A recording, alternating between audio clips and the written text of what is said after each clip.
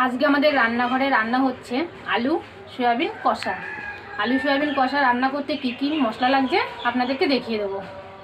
এই যে প্রথমেই তেল আছে, জিরে, তারপরে আছে লবণ,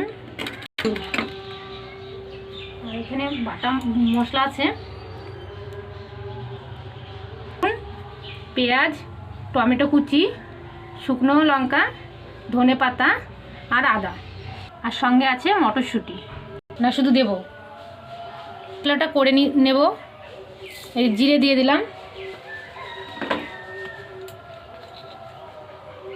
আদা কুচি, রসুন, পেঁয়াজ কুচি,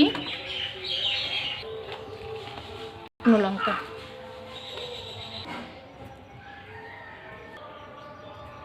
মশলাটা হয়ে গেছে, কড়াইটা বসিয়ে দিচ্ছি। হয়ে গেছে, তেলটা দিয়ে দিচ্ছি।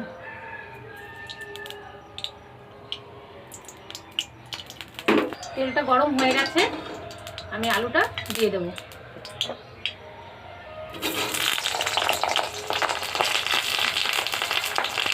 এটা দেওয়া হয়ে গেছে, এবার নেড়ে নেব।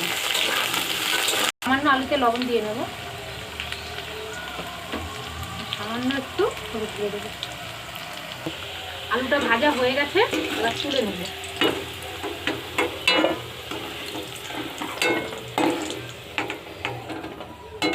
ভেজে নেব।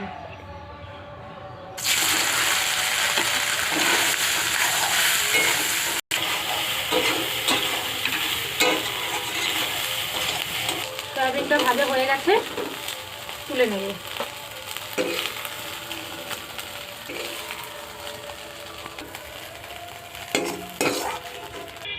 এবার কড়াইতে তেল দিয়ে দেবো।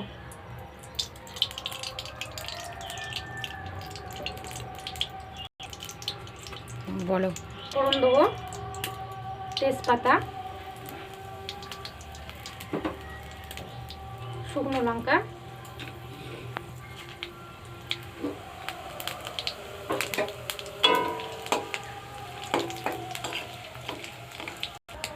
মশলাটা এবার তেলে দিয়ে দেবো। মশলার মধ্যে হলুদ,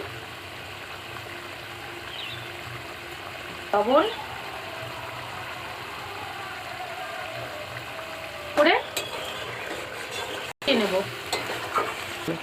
এর মধ্যে মটরশুঁটি দিয়ে কষিয়ে নেব।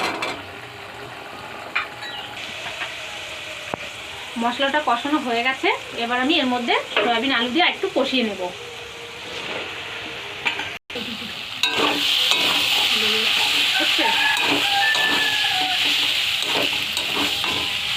জল দিয়ে দেবো। কষানো হয়ে গেছে, এবার জল দিয়ে দেবো।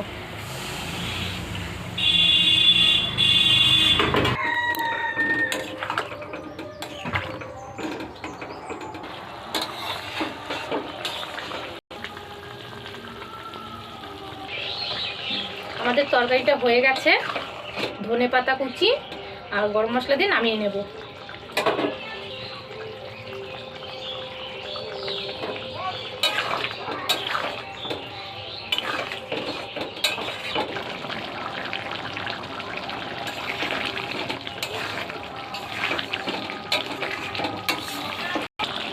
এবার হয়ে গেছে, নামিয়ে নেব।